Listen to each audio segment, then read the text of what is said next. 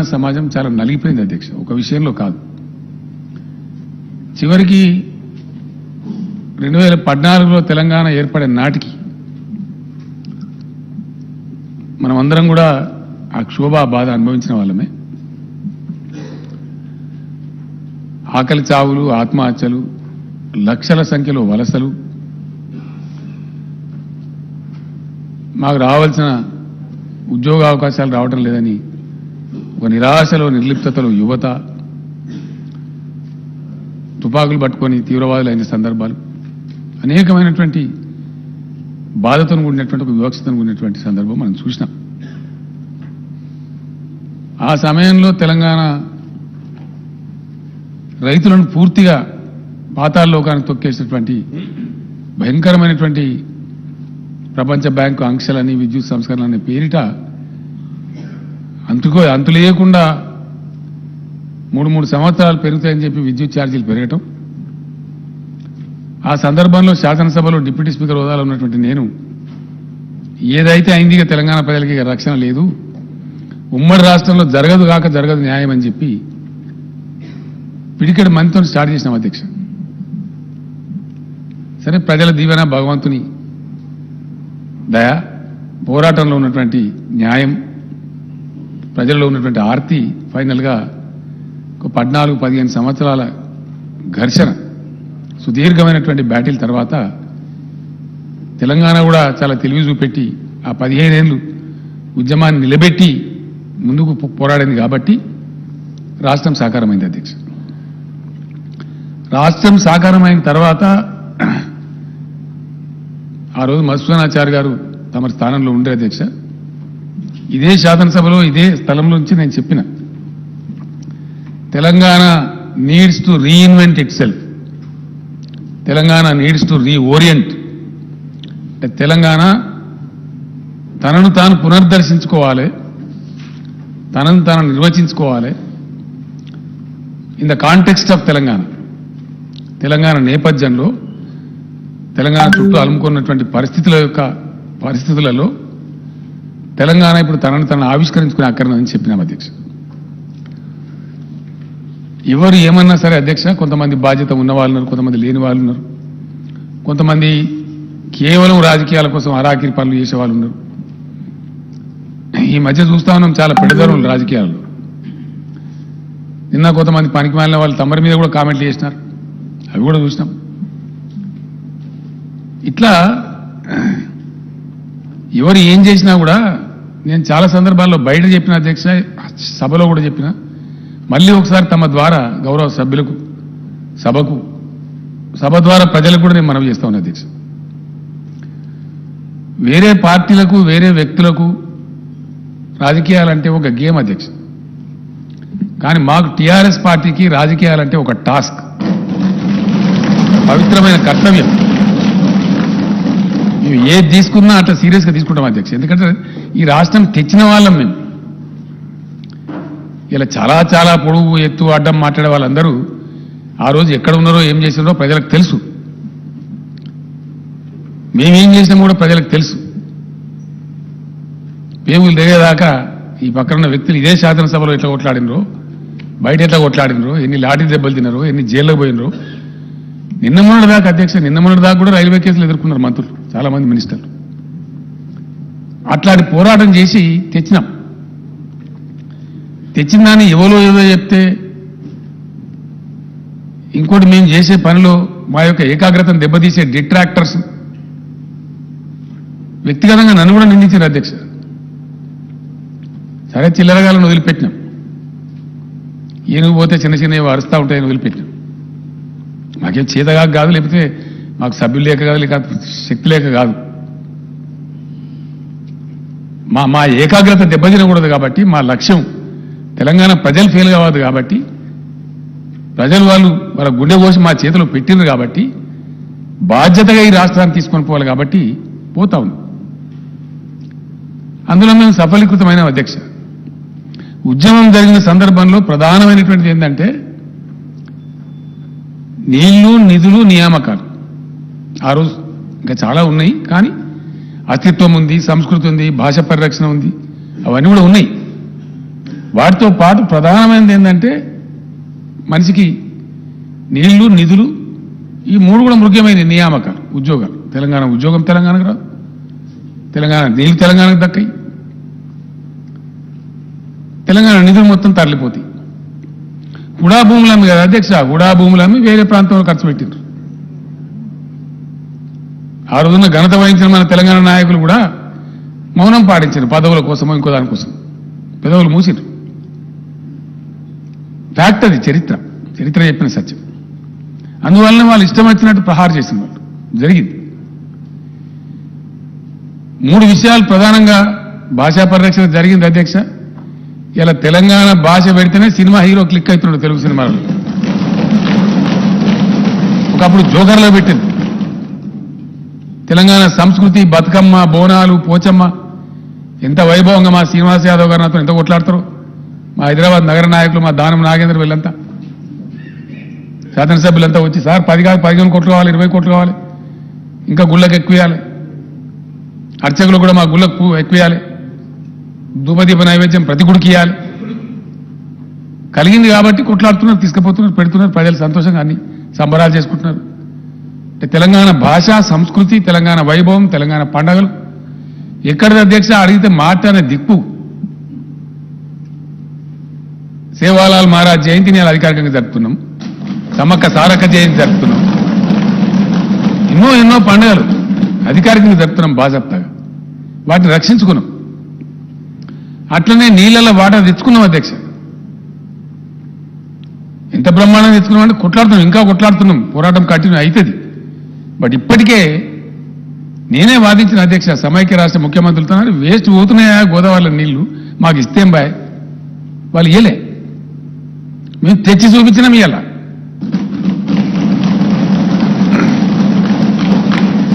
తమరే వచ్చిన అధ్యక్ష, తమరి ఆధ్వర్యంలో తమరి చేతోనే అచ్చంగా ఏప్రిల్ 24, 25 నాకు తెలియదు, హరీష్ రావు వీళ్ళంతా తీసుకెళ్లి అక్కడ మెదక్లో నిజాం సాగర్ నింపినాం అధ్యక్ష. గత సంవత్సరం మనం హల్దీబాగ్లకు పంపించి బ్రహ్మాండంగా ఆ నుంచి మంజీలకు పంపించి నిజాం సాగర్ నింపినాం ఏప్రిల్ మేలో. ఇప్పుడు కూడా మొన్న హరీష్ రావు వీళ్ళంతా పోయి ఇప్పుడు కొత్త డిమాండ్ అధ్యక్ష, తెలంగాణలో వాగులు నింపుకొని అడుగుతున్నారు. కాలువలు కాదు అధ్యక్ష, వాగులను నిలిచి, కూడలి వాగులు ఇడిచి పెట్టాలి, హల్దీ వాగులు ఇడిచి పెట్టాలి, మంజీలలో ఇడిచి పెట్టాలి. ఎందుకు తెచ్చిన మీరు నీళ్ళు? నేను అడిగిన ఎందుకు తెచ్చిన నీళ్ళు మీరు గోదావరి నుంచి ఇంత కష్టపడి తెచ్చిందే ప్రజల కోసం, రైతుల కోసం అన్నప్పుడు ఇవ్వండి, విరిగి ఇవ్వండి, విచ్చలవిడి బ్రహ్మాండంగా ఇవ్వండి, వాళ్ళ హక్కు అని ఇస్తున్నాం. మంచిగా పంటలు ఎండిపోకుండా పడుతున్నాయి. పంటలు పడితే అధ్యక్ష పెద్ద ఆకాశం భూమి అంతుండే కేంద్ర ప్రభుత్వం మాకు సాదా కాదని ఎల్లెంకల పడ్డది, కొనలేమని. ఎంత పంట పండిస్తున్నాం అంటే మోసేటోడు సరిపోతలేడు, గోసేటోడు సరిపోతలేడు, గుంజేటోడు సరిపోతలేడు. 3 నెలల అధ్యక్ష ధాన్యం సేకరణ, 3 నెలలు. ఎన్ని డీసీఎంలు, ఎన్ని లారీలు, ఎన్ని 7,000 కొనుగోలు కేంద్రాలు పెడితే కూడా సరిపోతలేడు. ఫంక్షన్ హాల్స్ అవేంటి, ఎన్ని జూనియర్ కాలేజీలు, హై స్కూల్ అంత ధాన్యమే. రోడ్లు మొత్తం కల్లాలే, సగం రోడ్డు ఇచ్చి పెడతారు, సగం కల్లం పెడతారు అధ్యక్ష. అంటే నీళ్లు తెచ్చుకున్నాం, మంచినీళ్ళ కోస తెచ్చుకున్నాం, కరెంటు కోస తెచ్చుకున్నాం, కొంతవరకు ఒక దారికి వచ్చినాం. నిధులైతే ఆటోమేటిక్గా బడ్జెట్ తమరే పాస్ చేస్తున్నారు, మన పైసా మనకే ఖర్చు అవుతుంది. అది ఎంతనా కానీ కలిగినంతలో ఉన్నంతలో తెలంగాణ. సరే, నిన్న ఆర్థిక మంత్రి గారు చెప్పారు, మళ్ళీ ఇప్పుడు చర్చ కూడా ఉంది, సభ్యులు మాట్లాడతారు, మంత్రి గారు సమాధానం చెప్తారు.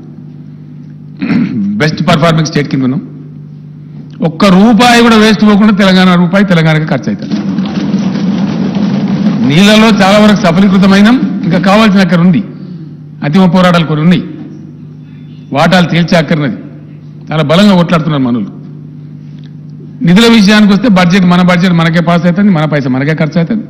సార్థకమైంది నియామకాలు. ఈ నియామకాలకు సంబంధించి అధ్యక్ష, ఉద్యోగాలకు సంబంధించి ఆంధ్రప్రదేశ్ రాష్ట్రం వాళ్ళకి అక్కసు విపరీతమైనటువంటి, అర్ధరహితమైనటువంటి, అనవసరమైనటువంటి వివాదాలు. కరెంటు ఉద్యోగస్తుల పంచాయతీ అధ్యక్ష సుప్రీంకోర్టు దాకా పోయింది. ఇయ్యాలటి తేలే. 9th, 10th షెడ్యూల్ సంస్థలు ఇంకా తేలే, పంచాయతీ ఇంకా పెండింగే. అనవసరమైనటువంటిది. అంటే కాలికి పెడితే మెడకు, మెడకు పెడితే కాలికి, అంత గందరగోళమైన పరిస్థితి. తెలంగాణకు చరిత్ర ఉంది అధ్యక్ష. అంటే ఆంధ్రప్రదేశ్ రాష్ట్రం వాళ్ళు పెట్టే పంచాయతీ ఎంత అర్ధరహితంగా ఉందని ప్రజలకు తెలియాల్సిన అక్కర్ది, గౌరవ సభ కూడా తెలియాల్సిన అక్కర్ది అధ్యక్ష. నిజాం రాజున్న కాలంలో ఆ మూసీ నది వంగితే వరదలు వచ్చినాయి అధ్యక్ష హైదరాబాద్. అప్పుడు ఆయన ఏం చేద్దాము, ఈ నగరాన్ని పౌరులు ఎట్లా రక్షించుకోవాలని మోక్షగుండం విశ్వేశ్వరయ్య గారిని పిలిపించి సలహా అడిగితే గండిపేట హిమాయస్తారండి గటబా, ఆ వరద దగ్గుతుంది, బాధ పోతుంది, ఇటు కాదని చెప్తే అప్పుడు కట్టిండి అధ్యక్ష.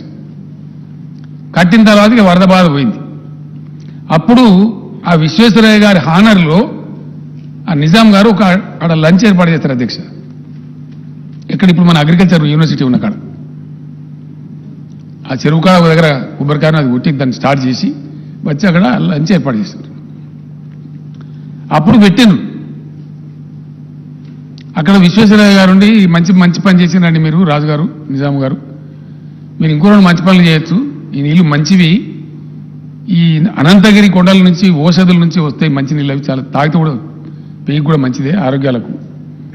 కాబట్టి హైదరాబాద్ డ్రింకింగ్ వాటర్ కోసం కూడా మీరు వాడుకోవచ్చు. అట్లాగే మంచి వ్యవసాయ పరిశోధన కేంద్రం పెట్టి కూడా వ్యవసాయం గురించి కూడా మీరు చేయొచ్చు అని చెప్తే అప్పుడు అప్పటికప్పుడే ఎక్కడైతే కూర్చొని భోంచేస్తున్నారో अब दूसरे जगह को यही मुकर्रर करो, यही कायम करो అని ఫర్మాన్ ఇష్యూ చేసి 5,000 ఎకరాలు ఇచ్చి అగ్రికల్చర్ కాలేజ్ పెట్టారు అధ్యక్ష. ఉస్మానియా యూనివర్సిటీలో అంతర్భాగంగా అగ్రికల్చర్ కాలేజ్ పెట్టారు. ఇది హిస్టరీ. దానిలో మాకు వాటా కావాలని అడుగుతారు ఇప్పుడు ఆంధ్ర రాష్ట్రం వాళ్ళు. ఎవరు చెప్పాలి వాళ్ళకి అధ్యక్ష? అంటే వాళ్ళు పెట్టే పంచాయతీ ఎంత అర్ధరహితంగా గప్పటి ప్రాపర్టీ దానిలో మా వాటా వస్తుందంటారు వాళ్ళు. అట్లనే ఆర్టీసీ హాస్పిటల్ ఉంటుంది అధ్యక్ష, ఒకటి వాళ్ళకి దగ్గర ఉండాలి అర్ధిక్ అని చెప్పి ఏం చేశారంటే ఉస్మానియా యూనివర్సిటీలో కొద్దిగా భూమి తీసుకొని దానిలో పెట్టింది అప్పటికప్పుడు. అది ఇప్పుడు కూడా యూనివర్సిటీ భూమే, తారనాకల ఓయి భూమిలో పెట్టింది. అది సరే మన కార్మికులు మనకు కావాలి కదా, ఒక బంధుకు మూలకు తీసుకొని పెట్టిండ్రు. ఇప్పుడు కూడా ఉస్మానియా యూనివర్సిటీ భూమి అధ్యక్ష, దానిలో మా ఇస్తా కావాలంటారు వాళ్ళు. అర్థం ఉంటుంది దీనికి. అని ఈ భూములన్నిటికీ చరిత్ర ఉంది, తెలంగాణ ప్రాపర్టీస్ అవి. ఈ పరిస్థితి అంటే కూడా వాళ్ళు వినకుండా కాలికి పెడితే మెడకు, మెడకు పెడితే కాలికి పెట్టే పంచాయతీ తెగనియే. ఉద్యోగస్తుల అధ్యక్ష ఇయ్యాలటికి అధ్యక్ష ఇప్పుడు ఇప్పుడు రైట్ నౌ మన చీఫ్ సెక్రటరీ గారితో సహా ఒక 14 మంది ఐఏఎస్ ఆఫీసర్లు ఇంకా క్యాట్కు పోయి, కోర్టుకు పోయి, ఈడికి పోయి, ఆడికి పోయి వాళ్ళని ఇటు కాకుండా అటు కాకుండా బతకకుండా పంచాయతీ. ఇక మనకున్న మహత్తరమైన కేంద్ర ప్రభుత్వం చాలా గొప్ప ప్రభుత్వం ఉంది మనకు, మన కర్మానికి. ఎన్నిసార్లు పోయి చెప్తే మా అధ్యక్ష విమానం ఖర్చులు పెట్టి సస్తుంది. చేయనే చేయరు పరిష్కారం. ఆర్బిట్రేట్ చేసి వాళ్ళ బాధ్యత, ఇట్ ఇస్ దర్ డ్యూటీ. పరిష్కారం చేయరు. ఆర్డర్ టు సర్వ్ అని ఆర్డర్ ఇచ్చారు అధ్యక్ష. ఎంత అనిచ్చిందంటే రాష్ట్రం ఏర్పడ్డ కొత్తలో అనుభవించినాం కాబట్టి మాకు తెలుసు ఆ బాధ. ఆర్డర్ టు సర్వ్ అని వర్క్ ఇచ్చిన ఐఏఎస్ అధికారి, ఐపీఎస్ అధికారి, వేరే అధికారులు मैं यहाँ रहता हूं कि आंध्रा जाता हूं, आंध्रा रहता हूं कि तेलंगाना आता हूं, समझ में नहीं आता. అట్లొక 6 నెలలు. ఆ తర్వాత వాళ్ళు residuary state, Andhra being the residuary state, seniority वो लोग फाइनल करना. ఆర్డీఓ సీనియారిటీ ఫైనల్ చేయరు, డిఎస్పీ సీనియారిటీ ఫైనల్ చేయరు. ఆ లింకు పాతది. 1000 అధ్యక్ష దాదాపు 942 ఎన్నో సూపర్ న్యూమరీ పోస్ట్ చేయాల్సి వచ్చింది. ఇదంతా కూడా జరిగినటువంటి తతంగం. దీనిలో అధ్యక్ష గతంలో ముల్కీ రూల్స్ ఉండే తెలంగాణ 1919లో తెలంగాణ ప్రజలు ఉద్యమిస్తే అప్పుడున్న నిజాం రాజు ఇచ్చినటువంటి హక్కు అది. ఆంధ్రప్రదేశ్ ఏర్పడినప్పుడు జెంటిల్మెన్ అగ్రిమెంట్ అని పెట్టి దాన్ని కంటిన్యూ ఉంటుందని చెప్పారు. తర్వాత దాన్ని ఫ్లౌట్ చేశారు. సుప్రీంకోర్టు జడ్జిమెంట్ ఇచ్చింది అధ్యక్ష, దాన్ని కూడా కాలరాసి పరిస్థితి రాజ్యాంగ సవరణ చేశారు. వెలిసి మొత్తం అన్యాయం జరిగింది. ఆ తదనంతరం జరిగిన దానిలో ముల్కీ రూల్స్ ను మించినటువంటి స్పిరిట్ ఇంప్లిమెంట్ కావాలి తెలంగాణకు నిజంగా న్యాయం జరగాలంటే. అంత గొప్పగా పోవాలి. ఈ తతంగం అంతా జరిగి రాష్ట్రము అలా గడవడము, ఉద్యమాలు జరగడం, ఆ ఉద్యమాలు అయిపోయి మళ్ళీ ఇప్పుడు రాష్ట్రం రావడం, ఆ తర్వాత ఏం జరగాలి అధ్యక్ష? మళ్ళా పటిష్టవంతమైనటువంటి రాష్ట్రపతి ఉత్తర్వులు రావాలి, శాశ్వత ప్రయోజనం చేకూరాలి. ఒక దినం 2 దినాలు 3 దినాలు ఇవాళ రేపు ఆగమాగం కాదు కదా అధ్యక్ష. అందుకే నేను అన్నా, politics for TRS is a task, not a game. మా దృక్కోణం అట్లా ఉంటుంది, మా దృష్టికోణం అట్లుంటుంది. 2 రోజులు ఆలస్యమైనా దేరాయ దురుస్తాయి అన్నట్టు మంచిగా రావాలి, మంచిగా జరగాలి, పక్కా జరగాలి పని. ఆ కోణంతో పనిచేసినాం. మేము చేస్తూ కూడా ఏం చేసినాం, ఆంధ్ర వివాదం పరిష్కరించకున్నా మేము దాదాపుగా 1,12,000 కొత్త పోస్టులు మంజూరు చేసి 1,56,000 ఉద్యోగాలు నోటిఫై చేసాం అధ్యక్ష. అందులో 1,33,942 ఉద్యోగాలు భర్తీ అయినాయి. మిగిలిన 22,000 చిల్లర ఉద్యోగాలు ప్రాసెస్ నడుస్తూ ఉంది. అది జరుగుతుంది. అంటే అప్పుడు ఇచ్చినటువంటి 1,56,000 ఉద్యోగాల నోటిఫికేషన్ ఒకటి అధ్యక్ష. ఆ తదనంతరం రాష్ట్రపతి ఉత్తర్వులు తీసుకురావడం పోతే మేము అడిగినాం, మేము ఎవరితోనైతే విడిపోయినామో, ఎవరితోనైతే వేరుబడి రాష్ట్రమైనామో, మాకు రేపు ప్రమాదం కూడా వాళ్ళతోనే ఉంటుంది కాబట్టి ఆ రక్షణ మాకు కావాలి. కాబట్టి మాకు మరాఠాలతోనో కర్ణాటకలతోనో కాదా బాబు, మా భాష వాళ్ళ భాష ఒకటే కాబట్టి మాకు ప్రమాదం ఉంటుంది. కాబట్టి ఖచ్చితంగా మాకు రక్షణ కావాలని చెప్పి రూల్స్ అన్ని తయారు చేసి ప్రెసిడెన్షియల్ ఆర్డర్, కొత్త రాష్ట్రపతి ఉత్తర్వులు సవరణ చేసి క్యాబినెట్ ఆమోదం చేసి పంపినాం. దానివల్ల పెండింగ్ పెట్టారు అధ్యక్ష కేంద్రంలో సుమారు ఒక ఏడాది.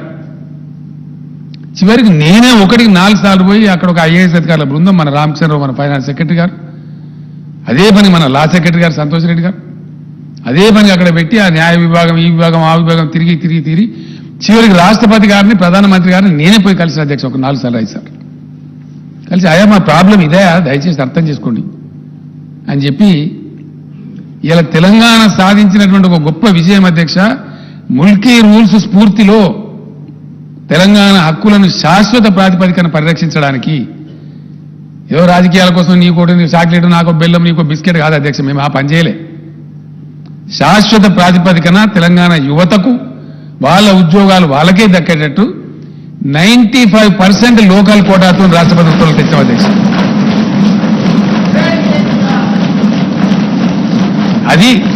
అది మేము చేసింది. 4 రోజులు ఆలస్యమైతే అయింది, కానీ శాశ్వతంగా ఈ కాడి నుంచి ఏ ఉద్యోగం వచ్చినా 95% ఎక్కడి నుంచి అధ్యక్ష? గతంలో స్టేట్ లెవెల్ పోస్టులు పెట్టి మొత్తం కొట్టేశారు. ఇలా అటెండర్ పోస్టు నుంచి ఆర్డీఓ పోస్టు దాకా 95% లోకల్స్కే వస్తాయి. Only 5% non local. ఆ 5% లో కూడా మళ్ళీ 3%, 4%, 2% మనకే వస్తుంది అధ్యక్ష ఓపెన్ కోటాలో. గతంలో ఏం చేసింది మోసం అంటే 20% నాన్ లోకల్ కోటా అని పెట్టారు అధ్యక్ష. అసలు నాన్ లోకల్ కోటా లేదు. నాన్ లోకల్ కోటా అని దాన్ని లోకల్స్కి అవకాశం ఇవ్వకుండా తెలంగాణ ఉద్యోగాలు కొట్టేసింది. రెసిడెన్షియల్ స్కూళ్ళు వగైరా ఇవన్నిటినీ అవి సొసైటీలని పేరు పెట్టి సొసైటీకి రాష్ట్రపతి ఉత్తర్వులు వర్తించవని అట్లా కూడా మోసం చేశారు. అన్ని కొట్టిపడేసాం అధ్యక్షుడు. ఒక్క సెక్రటేరియట్కి, ఎందుకంటే సెక్రటేరియట్కు వివిధ సర్వీసుల నుంచి, వివిధ ఫీడర్ల నుంచి మన తెలంగాణ ఉద్యోగుల్ని తీసుకుంటారు కాబట్టి అది ఒక్క బాడీ చిన్న తప్ప మిగతా అన్ని కూడా 95% లోకల్ అధ్యక్ష. Only 5% open quota, not non local. అందులో మన లోకల్స్ కంపీట్ చేయొచ్చు. అట్లా ఇంచుమించుగా 97-98%, 99% కలిసేస్తే 100% మన పిల్లలకే ఉద్యోగాలు వచ్చేటట్టు ఏర్పాట్లు చేసినాం.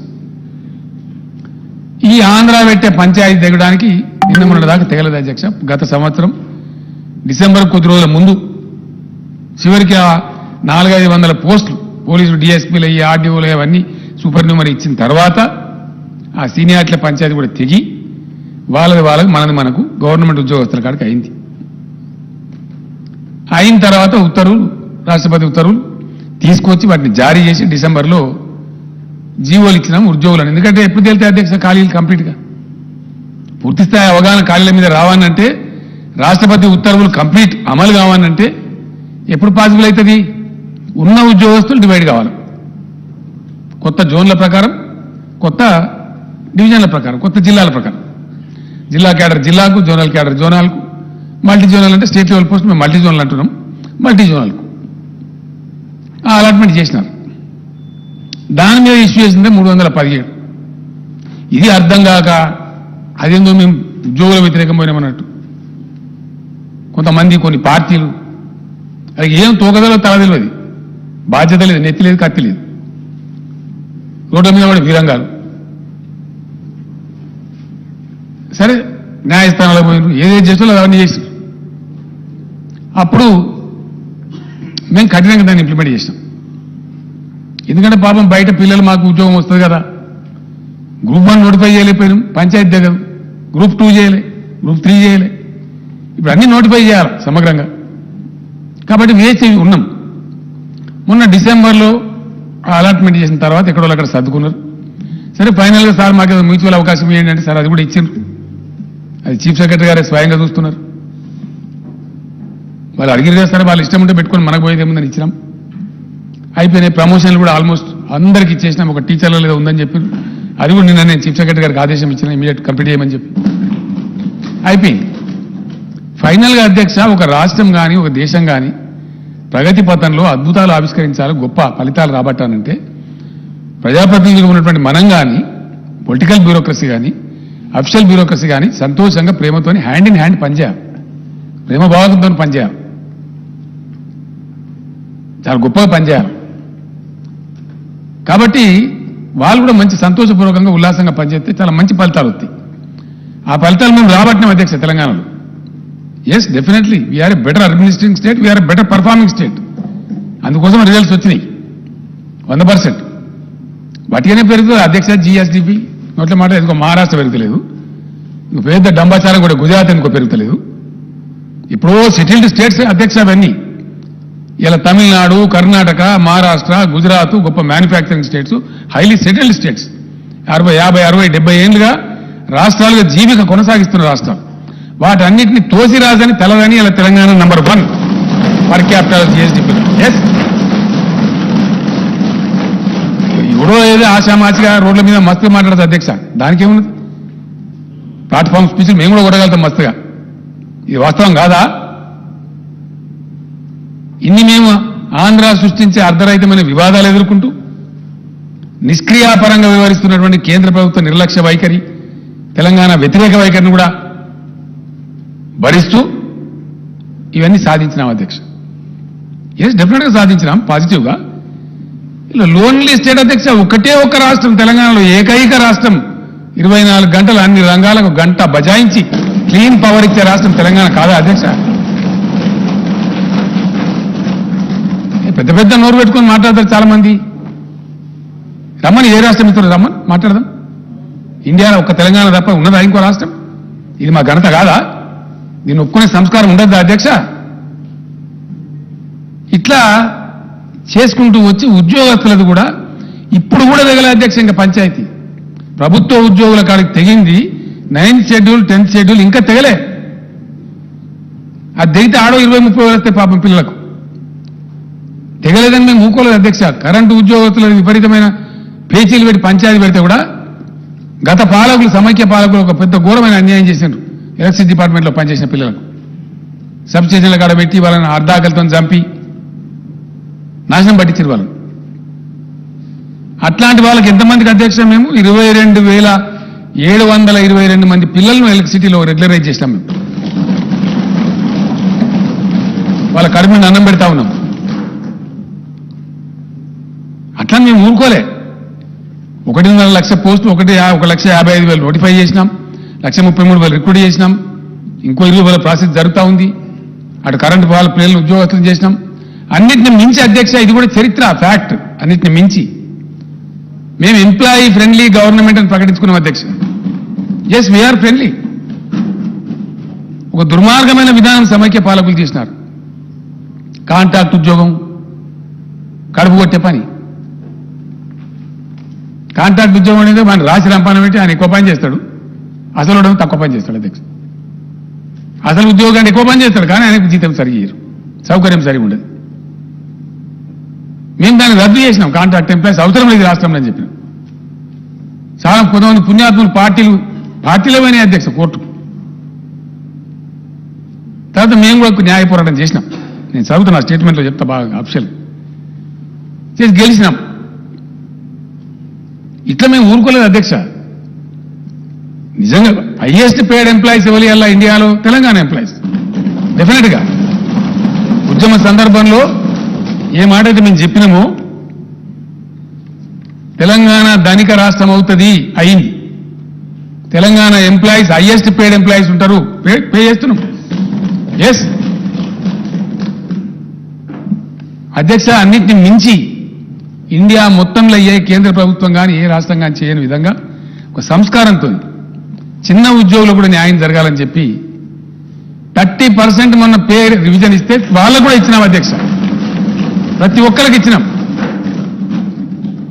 ట్రాఫిక్ కానిస్టేబుళ్లకు 30% బేసిక్ శాలరీ యొక్క రిస్క్ అలవెన్స్ ఇచ్చే ఒకటే ఒక రాష్ట్రం ఇండియాలో తెలంగాణ అధ్యక్ష. హైలీ పేడ్ హోమ్ గార్డ్స్ ఉండే రాష్ట్రం ఇండియాలో తెలంగాణ అధ్యక్ష. ఇట్లా అనేక చర్యలు తీసుకున్నాం.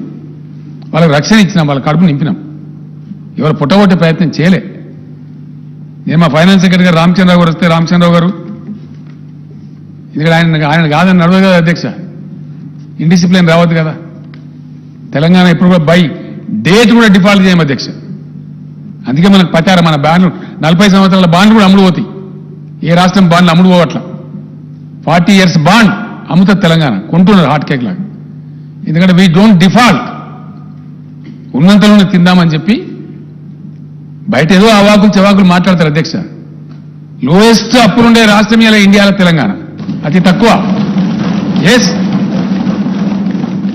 అకౌంట్స్ ఇచ్చినాం కదా అధ్యక్ష. ఆడిటర్ జనరల్ గారు ఇచ్చిన అకౌంట్స్ ఇచ్చినాం. You can discuss. తక్కువ, చాలా రాష్ట్రాల కన్నా తక్కువ అప్పులు ఉంటాయి. ఫిజికల్ ప్రుడెన్స్ మెయింటైన్ చేస్తాం, డిసిప్లిన్ మెయింటైన్ చేస్తాం, కడుపు కట్టుకొని నోరు కట్టుకొని అవినీతి రహితంగా పనిచేస్తా ఉన్నాం. కాబట్టి ఇంత ప్రగతి రాగలుగుతారు. ఒక వాతావరణం బిల్డ్ అయితే ఈ ప్రగతి వస్తుంది. ఈ ప్రగతిని డిట్రాక్టర్స్ అంటే మా ఏకాగ్రతను చెడగొట్టాలని ప్రయత్నం చేసే డిట్రాక్టర్స్ ఎవరైతే ఉంటారో వాళ్ళు విశ్వ ప్రయత్నాలు చేసినా అది రాకుండా మేము ముందుకు పోతా ఉన్నాం. ఖచ్చితంగా అదేవిధంగా ముందుకు పోతాం అధ్యక్ష, అందులో అనుమానం కూడా లేదు. ఇవాళ నిరుద్యోగ యువత పాపం పిల్లలు, నిరుద్యోగ యువకుల తల్లిదండ్రులు బయట ఎదురు చూస్తూ ఉన్నారు. హౌస్ ఉంది కాబట్టి as a matter of respect to the house, సాంప్రదాయాలు తెలిసిన వాళ్ళం కాబట్టి, మర్యాద కాబట్టి. నిన్న వనపర్తిలో చాలా పెద్ద సంఖ్యలో వచ్చిన అధ్యక్ష జనం, చాలా పెద్ద బహిరంగ సభ అక్కడ చెప్పి ఉంటాను నేను. కానీ సభ కొలువు తీరున్నది కాబట్టి ఒక పాలసీ డెసిషన్ సభలో చెప్పాలి కాబట్టి నేను అక్కడ చెప్పలేదు. పిల్లలు చూస్తారు కదా అని ఉద్దేశంతో 10 గంటలకు టీవీ కార్డు ఉండినా రేపు ప్రకటన చేస్తామని చెప్పినాం. అంతే కదా అధ్యక్ష. నేను చాలా సంతోషంగా ప్రకటిస్తా ఉన్నా, రేపు రాబోయే రోజులలో షెడ్యూల్ 9, షెడ్యూల్ 10 కూడా పరిష్కారం అయితే, అంటే వివిధ ప్రభుత్వ రంగ సంస్థల అధ్యక్ష తమకు తెలియదు కాదు, దాదాపు 40-50 ఉంటాయి. ఆ వివాదం కూడా ఈ ఆంధ్రతో పరిష్కారం అయిపోతే అక్కడ కూడా అవకాశాలు ఏర్పడతాయి. ఇక మన అనుకూలంగా మన తెలంగాణ కాంటెక్స్ట్లో మనం కొన్ని పాత తీసేస్తాం కావచ్చు, కొన్ని కొత్త కార్పొరేషన్లు పెట్టుకోవడం కావచ్చు, అక్కడ కూడా అవకాశాలు వస్తాయి. అవి మళ్ళీ రావచ్చు, 10,000, 20,000 ఎన్ని స్థానం వస్తాయి. అవి కాకుండా ఇప్పుడు పరిష్కారమైనటువంటి దాని ప్రకారంగా మొత్తం తెలంగాణ మన ఉద్యోగుల విభజన చేసిన తర్వాత స్టేట్మెంట్ చదువుతా అధ్యక్ష, ఒక వర్డ్ చెప్పి తమ అనుమతితోని. మొత్తం ఈరోజు 91,147 ఖాళీలు ఏర్పడాయి అధ్యక్ష.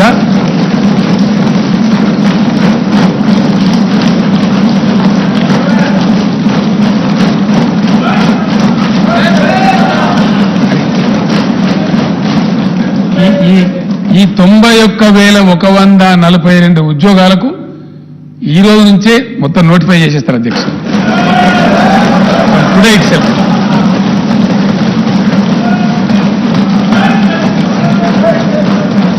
ఇందులో అధ్యక్ష, ఇందులో నేను స్టేట్మెంట్ చదివే ముందు ఒక విషయం చెప్పాల్సిన అక్కడ బాధ్యత నా మీద ఉంటుంది. ఇందులో అధ్యక్ష, గతంలో హైకోర్టు పోయి ఏవైతే కాంట్రాక్టు ఉద్యోగస్తుల పొట్టలు నింపాలని మానవీయ కోణంలో మేము రెగ్యులరైజేషన్ ప్రతిపాదించినామో అవి 11,103 మంది ఉన్నారు అధ్యక్ష పిల్లలు. ఇక వాళ్ళ ఏజ్ అయిపోతా ఉంది పాపం. వాళ్ళకి ఏదో ఉద్యోగం కదా పర్మనెంట్ కాకపోతే ఆస్తిని జాయిన్ అయినారు, సర్వీస్ పాపం ఏజ్ అయిపోతా ఉంది. వాళ్ళు వదిలేసినప్పుడు పాపం వాళ్ళు బదారణ పడతారు, అర్ధాకలతో పనిచేస్తున్నారు. వాళ్ళు ఊరికి కోరుతున్నారు. మొన్ననే హైకోర్టు కూడా పర్మిషన్ ఇచ్చింది అధ్యక్ష, గత డిసెంబర్లోనే. ఈ వివాదం అయిపోతే చేద్దాం అనుకున్నాం. ఈరోజు నేను అధికారికంగా ప్రకటిస్తా ఉన్నా, ఇందులో 11,103 కాంట్రాక్ట్ ఉద్యోగులందరినీ కూడా రెగ్యులరైజ్ చేస్తా ఉన్నాం అధ్యక్ష.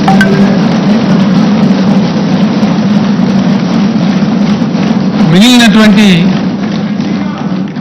తమరు ప్రతిపాదించిన మన లెజిస్లేటివ్ ఉద్యోగాలు కూడా ఉన్నాయి అధ్యక్ష, అది కూడా చెప్తే నేను డీటెయిల్స్ వస్తాయి. 80,039 ఉద్యోగాలకు తక్షణం ఈ రోజు నుంచే సంబంధిత శాఖలకు నోటిఫికేషన్లు ఇష్యూ అయితే అధ్యక్ష. దీంట్లో విద్యాశాఖలోనే సుమారు 25 నుంచి 30 వేలు వస్తున్నాయి అధ్యక్ష. స్కూల్ ఎడ్యుకేషన్ కావచ్చు, హైయర్ ఎడ్యుకేషన్ కావచ్చు, యూనివర్సిటీలు కావచ్చు, ఎక్కడ ఖాళీ లేకుండా భర్తీ చేస్తా ఉన్నాం అధ్యక్ష. నేను తమ అనుమతితో స్టేట్మెంట్ చదువుతా సార్. అధ్యక్ష, తెలంగాణ పోరాట నినాదమే నీళ్లు, నిధులు, నియామకాలు. రాష్ట్రం ఏర్పడిన తర్వాత తెలంగాణ నిధులు తెలంగాణకే దక్కుతున్నాయి. తెలంగాణ అవసరాలకు తగినట్టుగా సాగునీటి ప్రాజెక్టులు నిర్మించుకుంటూ ఉన్నాం. నియామక ఇవ్వండి, వాళ్ళకి ఇవ్వలేదండి.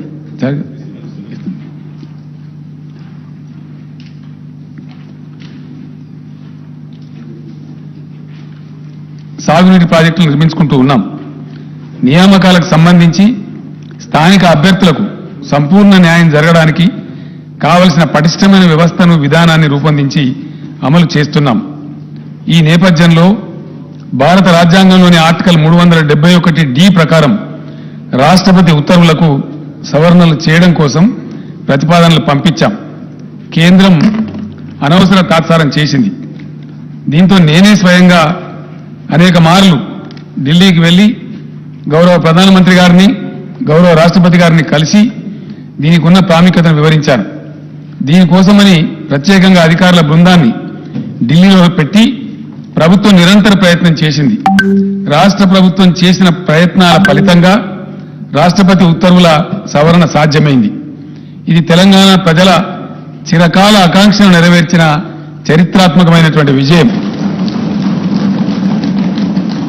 తెలంగాణ ప్రభుత్వం కృషి వల్ల ఇక నుంచి ప్రభుత్వ ఉద్యోగాలలో అత్యంత దిగువ స్థాయి క్యాడర్ నుంచి ఉన్నత స్థాయి క్యాడర్ దాకా, అంటే అటెండర్ నుంచి ఆర్డీఓ దాకా స్థానిక అభ్యర్థులకు 95% రిజర్వేషన్ అమలవుతుందని తెలియజేయడానికి నేను సంతోషిస్తూ ఉన్నాను. దేశంలో స్థానికులకు ప్రభుత్వ ఉద్యోగ నియామకాల్లో 95% రిజర్వేషన్ సాధించిన ఒకే ఒక్క రాష్ట్రం తెలంగాణ రాష్ట్రం అధ్యక్ష. అర్ధ శతాబ్దం పాటు తెలంగాణకు జరిగిన అన్యాయ పరంపరను టీఆర్ఎస్ ప్రభుత్వం అంతం చేయగలిగింది అని చెప్పడానికి నేను గర్విస్తా ఉన్నాను.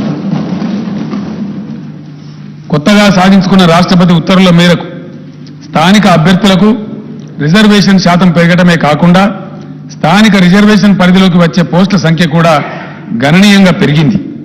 గత ఉత్తర్వుల ప్రకారం RDO, DSP, CTO, RTO, district registrar, excise superintendent తదితర గ్రూప్ 1 ఉద్యోగాలకు లోకల్ రిజర్వేషన్ వర్తించేది కాదు. కానీ ఇప్పుడు ఇవన్నీ కూడా లోకల్ రిజర్వేషన్ల పరిధిలోకే తీసుకొచ్చాం. గతంలో ఉన్న రాష్ట్రపతి ఉత్తర్వుల ప్రకారం 60 నుంచి 80% వరకు మాత్రమే లోకల్ రిజర్వేషన్ పరిధి ఉండేది. ఇప్పుడు అన్ని పోస్టులకు 95% లోకల్ రిజర్వేషన్ వర్తిస్తుంది అధ్యక్ష. స్థానిక అభ్యర్థులు తమ స్వంత జిల్లా, స్వంత జోన్, మల్టీ జోన్లలో 95% రిజర్వేషన్ సౌకర్యాన్ని కలిగి ఉండడమే కాక ఇతర జిల్లాలు, జోన్లు, మల్టీ జోన్లలో 5% ఓపెన్ కోటాకు ఉద్యోగాలకు పోటీ పడవచ్చు. స్థానిక అభ్యర్థులు తమ జిల్లాలో జిల్లా క్యాడర్ పోస్టులకు, తమ జోన్లోని జోనల్ క్యాడర్ పోస్టులకు అర్హత కలిగి ఉంటారు. నిరుద్యోగ యువత ఆయా ఉద్యోగాలకు పోటీ పడటానికి గతం కన్నా ఎక్కువ అవకాశాలు లభిస్తాయని తెలియజేస్తున్నాను. 7 జోన్లు, 33 జిల్లాల వారీగా ఉద్యోగ నియామకాలు చేపట్టడం వల్ల రాష్ట్రంలోని మారుమూల ప్రాంతాల్లో ఉద్యోగ ఖాళీలు, సిబ్బంది కొరత వంటి సమస్యలు తీరుతాయి. కొత్త రాష్ట్రం ఆవిర్భావం అనేది భౌగోళిక విభజనతో పాటు ఉద్యోగులు, ఆస్తుల విభజనతో కూడుకున్న ప్రక్రియ.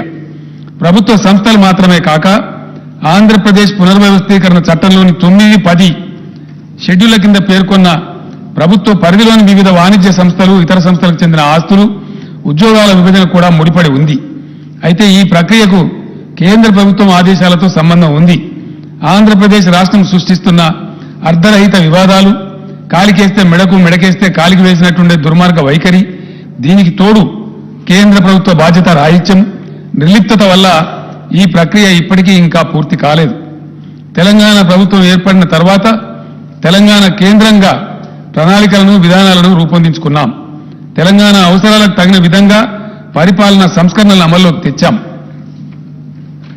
వివిధ శాఖలను పునర్వ్యవస్థీకరణ చేసి బలోపేతం చేసే దిశగా చర్యలు తీసుకున్నాం.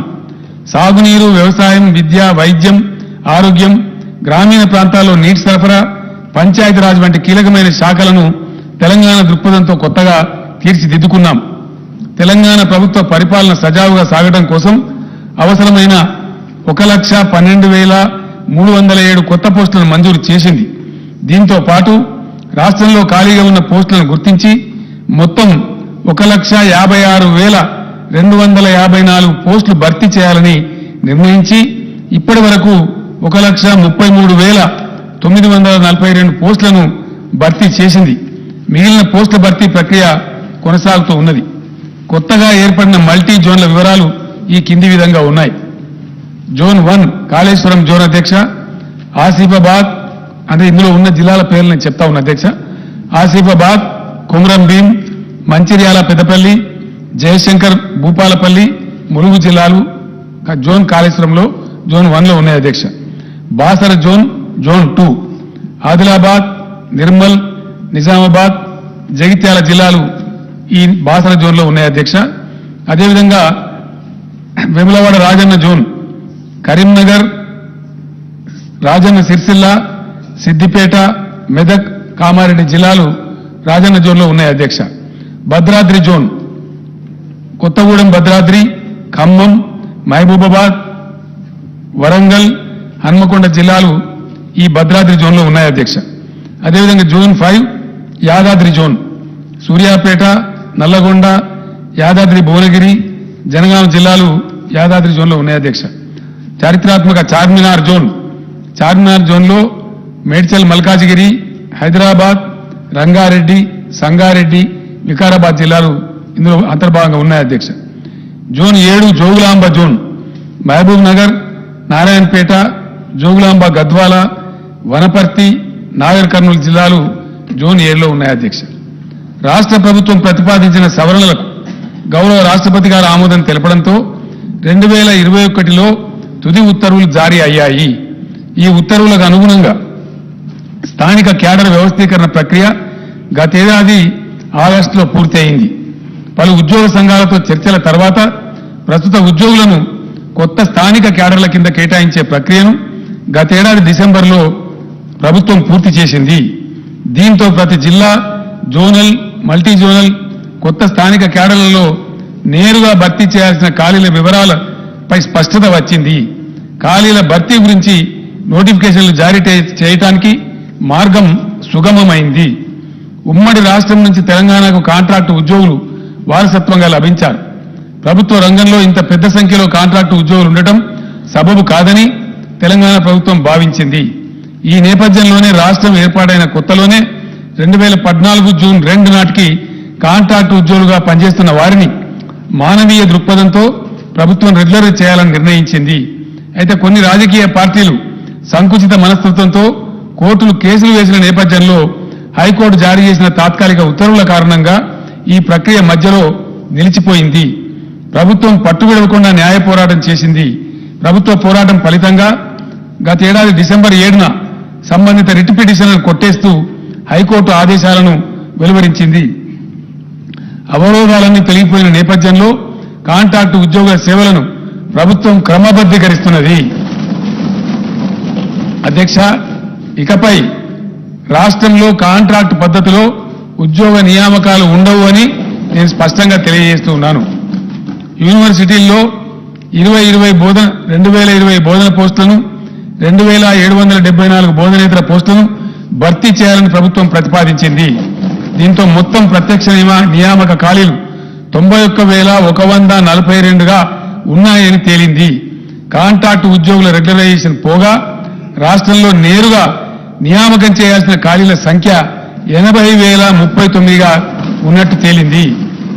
ఈ పోస్టుల భర్తీని వెంటనే చేపట్టాలని ప్రభుత్వం నిర్ణయించిందనే శుభవార్తను రాష్ట్ర నిరుద్యోగ యువతకు నేను తెలియజేయడానికి సంతోషిస్తా ఉన్నాను. అధ్యక్ష, ఈ భర్తీ ప్రక్రియ వల్ల ఏటా సుమారు 7,000 కోట్ల రూపాయల అదనపు భారం రాష్ట్ర ఖజానాపై పడుతుంది. అయినా కూడా ప్రభుత్వం ఈ సాహసోపేత నిర్ణయాన్ని తీసుకుందని నేను తెలియజేస్తున్నాను. ఇక నుంచి అధ్యక్ష, ప్రభుత్వ ఉద్యోగంలో ఉండేటువంటి ఖాళీలు, వీటి మీద రకరకాల అపోహలు, ఇష్టం వచ్చిన స్టేట్మెంట్లు, ఎవరు పడితే వాళ్ళు ఇవ్వటం ఎంత జరుగుతూ ఉంది. అదంతా కూడా తీసివేసి యువకులకు స్పష్టత ఉండడానికి, టోటల్ ట్రాన్స్పరెన్సీ తేవడానికి కొత్త పాలసీ తెస్తా ఉన్నాం. ఇక నుంచి ఖాళీలను ముందే గుర్తించి ప్రతి సంవత్సరం ఉద్యోగాల భర్తీ క్యాలెండర్ను ప్రకటించి పారదర్శకంగా నియామకాలు చేపట్టాలని ప్రభుత్వం నిర్ణయం తీసుకుంది. ఈ మేరకు అన్ని విభాగాలు తమ వద్ద ప్రతి సంవత్సరం ఏర్పడే ఖాళీల వివరాలను సిద్ధం చేస్తాయి. నోటిఫికేషన్ల జారీ కోసం ఆయా నియామక సంస్థలకు సమాచారం ఇస్తాయి. ఉద్యోగార్థులు అన్ని నియామక పరీక్షల్లో పోటీ పడేందుకు వీలుగా మధ్యలో తగిన వ్యవధి ఇస్తూ నోటిఫికేషన్లు విడుదల చేయాలని ప్రభుత్వం నిర్ణయించింది. పోలీస్ శాఖ వంటి యూనిఫామ్ సర్వీసులు మినహా ఇతర ప్రత్యక్ష నియామకాల్లో గరిష్ట వయో పరిమితిని 10 ఏళ్లకు పెంచాలని ప్రభుత్వం నిర్ణయించింది. దీనివల్ల మరింత మంది ఉద్యోగార్థులకు ప్రభుత్వం అవకాశం కల్పిస్తున్నది. ఈ నిర్ణయం వల్ల ఓసీలకు 44 సంవత్సరాలు, ఎస్సీ ఎస్టీ బీసీలకు 49 సంవత్సరాలకు, దివ్యాంగులకు 54 ఏళ్లకు గరిష్ట పరిమితి పెరుగుతుందని నేను సభకు తెలియజేస్తున్నాను. స్థానిక క్యాడర్ విభాగాల వారీగా ఈ పోస్టుల వివరాలు కింది విధంగా ఉన్నాయి. అధ్యక్ష, దీని ద్వారా వచ్చే రిజల్టాంట్ వేకెన్సీస్ గ్రూప్ 1 కేటగిరీ అధ్యక్ష, దాని దాదాపు 16 నుంచి 20 వరకు కేటగిరీలు ఉన్నాయి. ఆర్డీఓ, డిఎస్పీ, ఆర్టీఓ, సిటీఓ వగైరా వగైరా ఉంటాయి. అందరికి సభ వారికి తెలిసిందే. అందులో గ్రూప్ 1 కింద 503 పోస్టులను ఇమీడియట్ గా నోటిఫై చేస్తా ఉన్నారు. గ్రూప్ 2 కింద 582 పోస్టులను ఇమీడియట్ గా నోటిఫై చేస్తారు అధ్యక్ష. గ్రూప్ 3 కింద 1,373 పోస్టులు ఉన్నాయి అధ్యక్ష. గ్రూప్ 4 కింద 9,168 పోస్టులు ఉన్నాయి అధ్యక్ష. అదేవిధంగా జిల్లాలలో జిల్లా క్యాడర్గా ఉంటాయి అధ్యక్ష. నేను మనవి చేస్తా ఉంది ఎందుకంటే గౌరవ సభ్యులకు గతంలో ఈ అవకాశం ఉండేది కాదు అధ్యక్ష. మారుమూల ప్రాంతాల ఉద్యోగాలు కొద్దిగా తెలివైన వాళ్ళు కొట్టేసేవాళ్ళు. ఇప్పుడు ఎక్కడికక్కడనే ఉద్యోగ అవకాశం రావాలి కాబట్టి భూపాలపల్లి జిల్లాకు భూపాలపల్లిలో రావాలా, ములుగు జిల్లాకు ములుగులో రావాలా, గద్వాలలో రావాలా, ఆసిఫాబాద్లో రావాలి. కాబట్టి లోకల్ క్యాడర్ కూడా నూతన రాష్ట్రపతి ఉత్తర్వుల ప్రకారం నిర్ణయం చేసినప్పుడు నేను మనవి చేస్తాను తమరికి. జిల్లా క్యాడర్ పోస్టులు 39,829. ఇవి ఏ జిల్లాకు ఆ జిల్లానే వస్తాయి అధ్యక్ష. నేను వివరాలు చెప్తాను. జోనల్ పోస్టులు ఇందాక నేను చదివినటువంటి 7 జోన్లలో ఉన్నటువంటి పోస్టులు ఆ జోన్ వాళ్ళకి చెందుతాయి. 18,866 ఉద్యోగాలు. మల్టీ జోనల్ పోస్టులు 13,170. విశ్వవిద్యాలయాలు, సచివాలయం, హెచ్ఓడీలు వగైరా కలిపి 8,147 ఉద్యోగాలు. అధ్యక్ష, జిల్లాల వారీగా అంటే ఏ జిల్లాకు ఆ జిల్లాకే తక్షణం లభించే ఉద్యోగాల సంఖ్య ఇక్కడ వాళ్ళకి అక్కడనే వస్తుంది అధ్యక్ష. అక్కడనే నియామక ఉత్తర్వులు ఇస్తారు.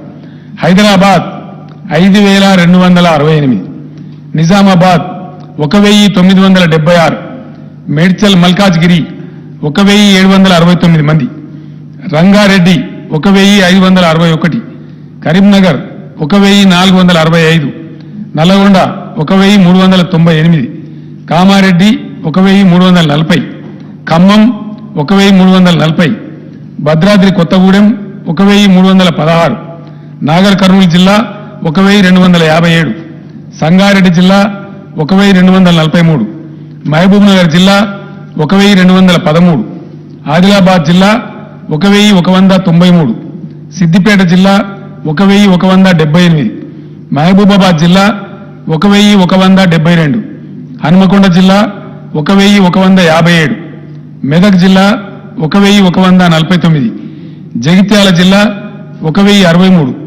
మంచిర్యాల జిల్లా 1,025, యాదాద్రి భువనగిరి 1,010, జయశంకర్ భూపాలపల్లి 918, నిర్మల్ జిల్లా 876, వరంగల్ జిల్లా 842, కొమరంభీం ఆసిఫాబాద్ 825, పెద్దపల్లి జిల్లా 800, జనగామ జిల్లా 760, నారాయణపేట జిల్లా 741, వికారాబాద్ జిల్లా 738, సూర్యాపేట జిల్లా 719, ములుగు జిల్లా 696, జోగులాంబ గద్వాల 662, రాజన్న సిరిసిల్ల 601, వనపర్తి జిల్లా 556, మొత్తం 39,829 అధ్యక్ష.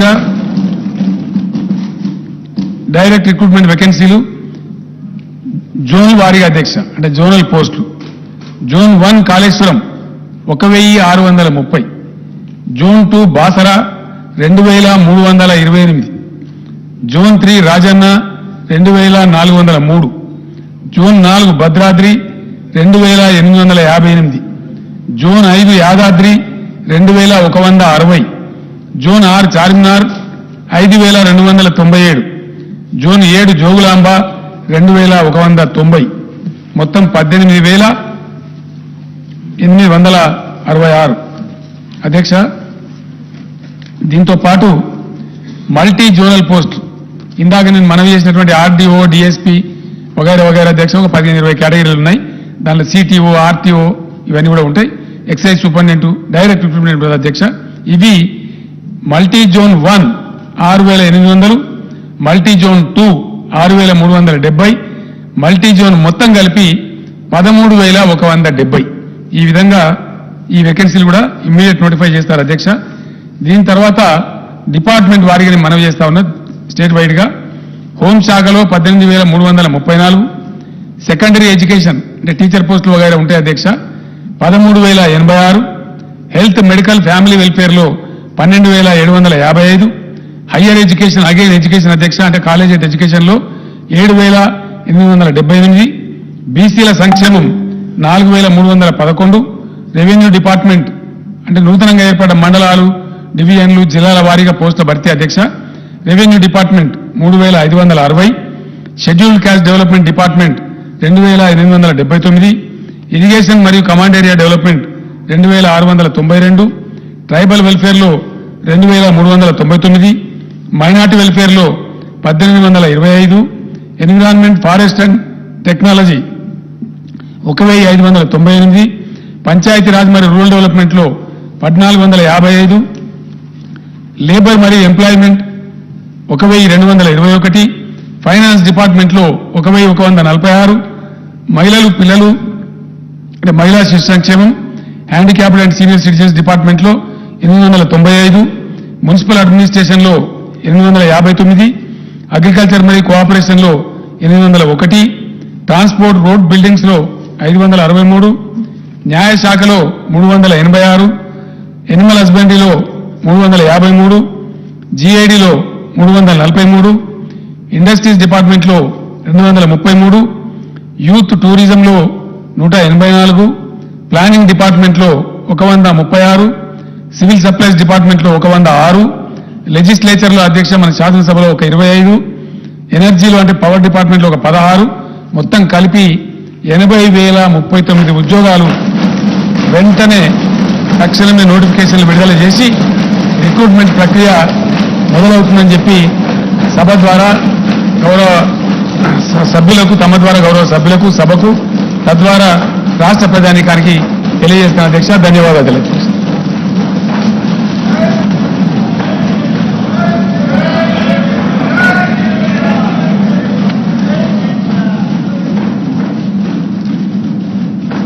There are some announcements. All the papers included in today's agenda are deemed to have been placed and laid on the table of the House. I am to announce to the House that cut motions to the demands for grants for the budget 2022-23 will be received up to 2 p.m. today, the 9th March 2022. One more announcement. I am to announce to the House that I have nominated the following members to be on the panel of chairmen for the second meeting of 8th session. Sri Dharamsot Reddy Nayak, Sri Muhammad Modam Khan, Sri Hanuman Sinde, Sri Manchireddy Kishan Reddy. Now, general discussion on the annual finance statement budget for the 2022-23. I request Sri Akbaruddin Owaisi Garu to initiate the general discussion on the annual finance statement budget for the year 2022-23. Honorable Speaker, sir.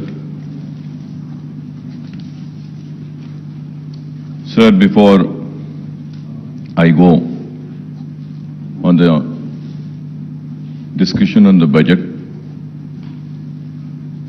state budget for the year 2022 and 2023, I would like to congratulate the Honorable Chief Minister Sahab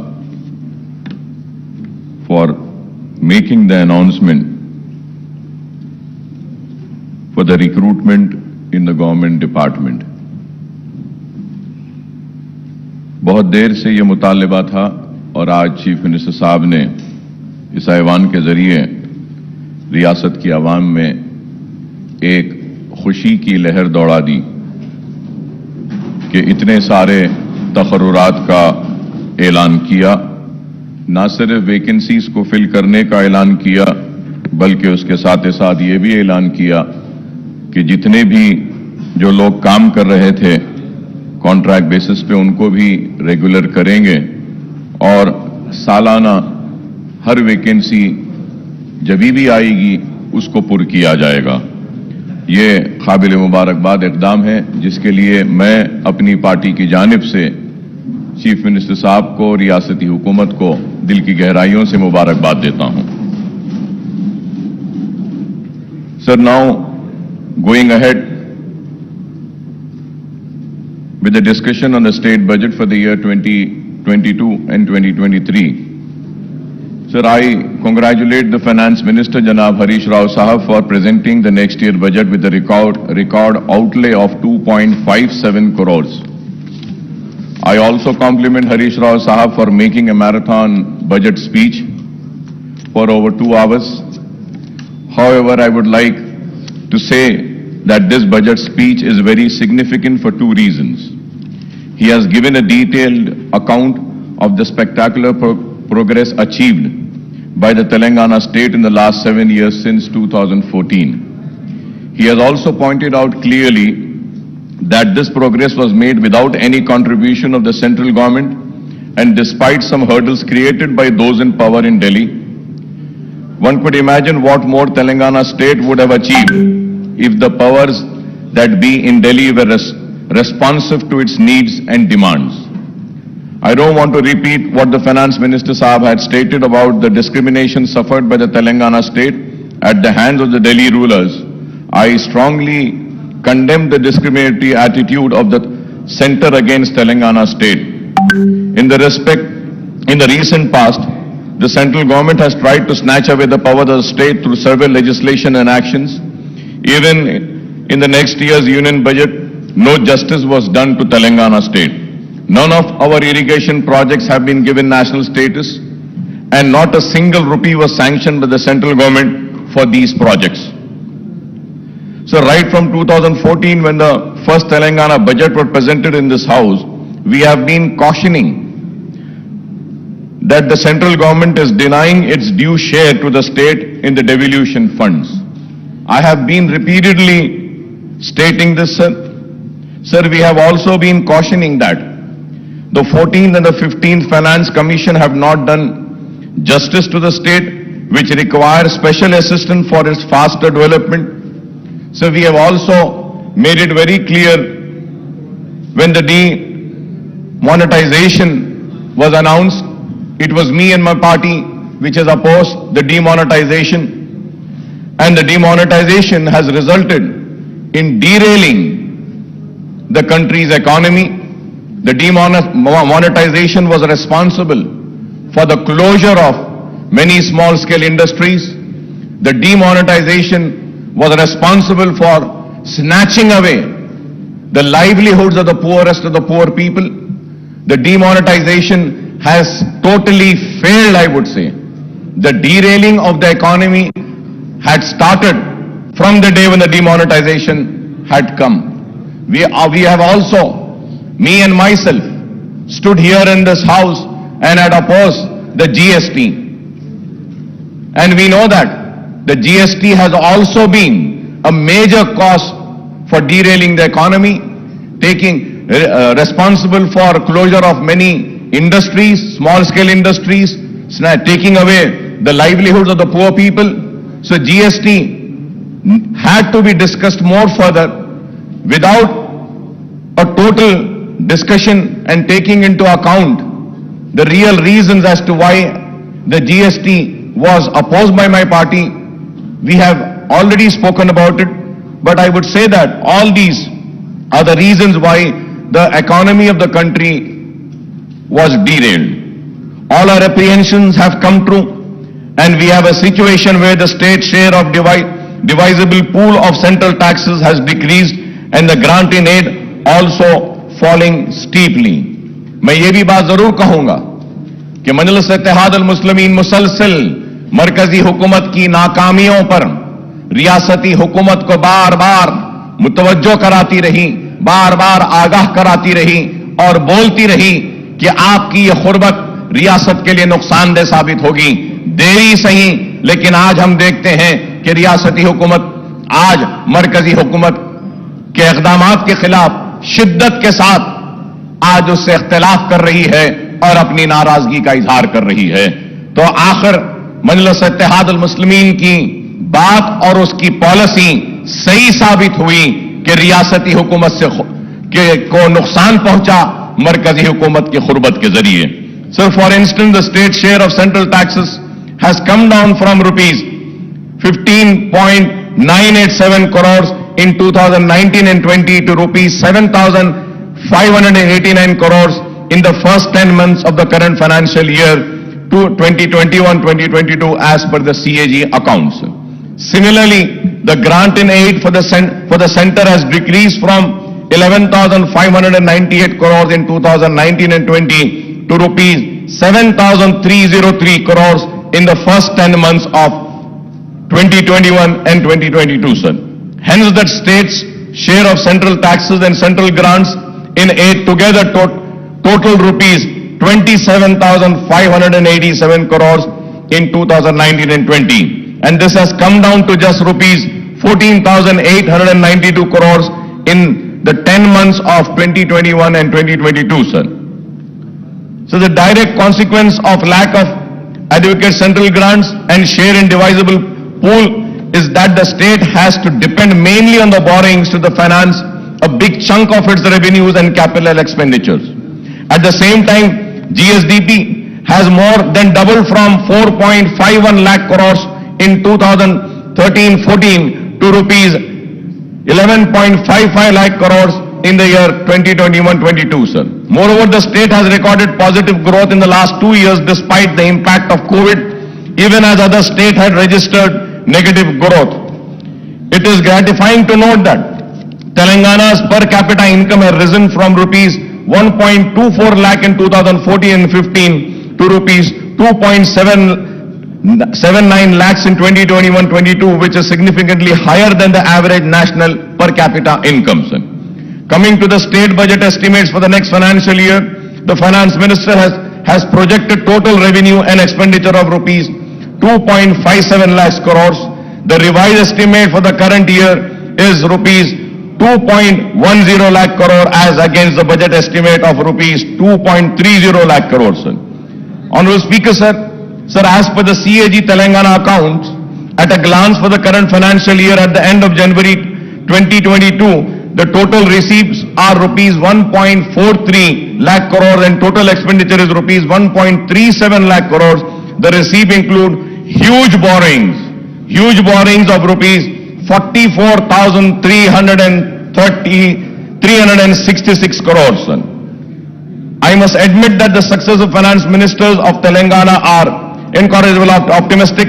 Every time they present the state budget, they come up with a very impressive estimates, but the actual receipts and expenditure indicates a massive shortfall after year. Not only the estimates of the share of central taxes and the grant in aid are on a higher side, every time, but the estimate of state-owned taxes revenue and non-tax revenues are projected beyond capacity of the revenue earnings department, sir. Let us take the figures of the current year's budget estimate and the actual for the last 10 months, sir. Sir, if we have to see the figures of the last 10 years, sir,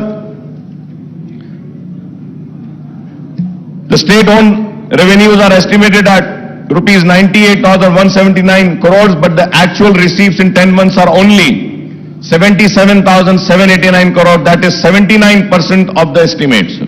Similarly, the state non-tax revenues are projected at rupees 30,577 crores, but the actual receipts are 5,600 crores, that is 18% of the estimates.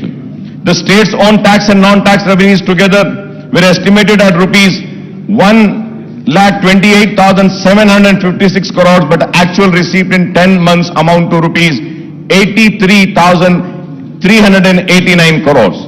The state is supposed to earn rupees 45,367 crores to achieve the year's budgeted target of rupees 35,367 crores as per the revised estimate. Honorable Speaker, sir, I don't think that the revenue earnings departments can perform miracles and achieve 10% target before the financial year which closes at March 31st. A direct consequence of the shortfall in revenue received is the huge shortfall in the state expenditure on both welfare schemes and developmental activities. The statement of CAG report on state budget, sir, which clearly gives a picture to us. If we have to see, Honorable Speaker, sir,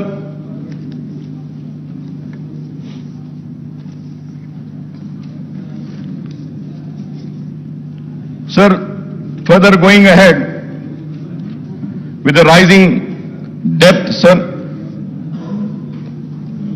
Telangana outstanding public debt will reach rupees 3,29,988 crores in 2022-23, accounting for 25% of gross state domestic product, sir. Sir, Honorable Speaker, sir, going further ahead, in the year 2019 and 20, the outstanding public debt stood at rupees 2,05,858 crores. Thus, the next year outstanding debt represent a massive increase of rupees 1,24,130 crores on the outstanding debt in 2019 and 20. The outstanding debt share of GSDP is set to increase to 25% from 22%, sir. Interest payment on loan will increase from rupees 17,000. This is a very important point, sir. Interest payment on loan will increase from rupees 17,584 crores in 2021-22 to rupees 18,911 crores in 2020 to 2023, and the debt repayment of principal amount will also increase from 6,460 in 2021-22 to rupees 8,336 crores in the year 2022-23. Sir, we may say that raising a loan is acceptable, but it should only be used for capital expenditure. Sir, I may point out that the actual debt component will be much higher than the projected figures. So the loan raised by the various corporations and bodies, including the Greater Hyderabad Municipal Corporation, are not shown in these figures, but these should also be considered outstanding debts because the state government stand guarantees to these loans. The loan amount should be spent on infrastructure project rather than welfare schemes, Honorable Speaker, sir. And I hope that when Honorable Finance Minister would reply, he would also give me the details of the loans raised by various corporations.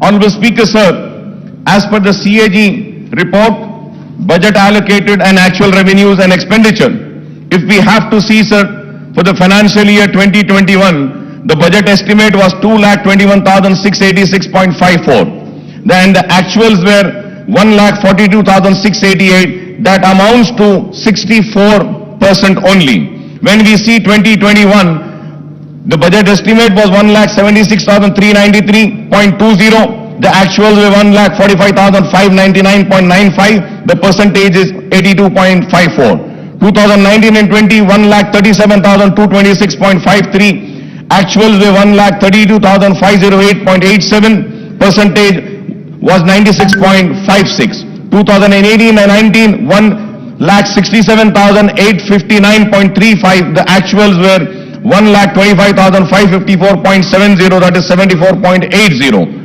2017 and 18, budget estimate was 1,44,986.52. The actuals were 1,15,887.35. 2016 and 17, budget estimate 1,27,266.59. The actuals were 1,17,799.40. That is 92.56%. 2015 and 16, 1,11,974 was the budget estimate. 1,11,974.82. The actuals were 96,051.29. That amounts to 85.78%. 2014 and 15, the budget estimate was 97,563.61. The actuals were 63,323.29. That was 64%, sir. Sir, when we see the budget estimate and the actuals, now let us see the table of the expenditure. Sir, when we see the expenditure for the year 2021 and 2022, sir, again if we see the budget estimate was 1,98,430.21, but the actuals were 1,37,190.44. That was 69.14 in the year financial year 21-22. When we go to financial year 2020 and 2021, the budget estimate was 1,60,731.00, but the actual expenditure was 1,34,731.68. That is 83.82%, sir.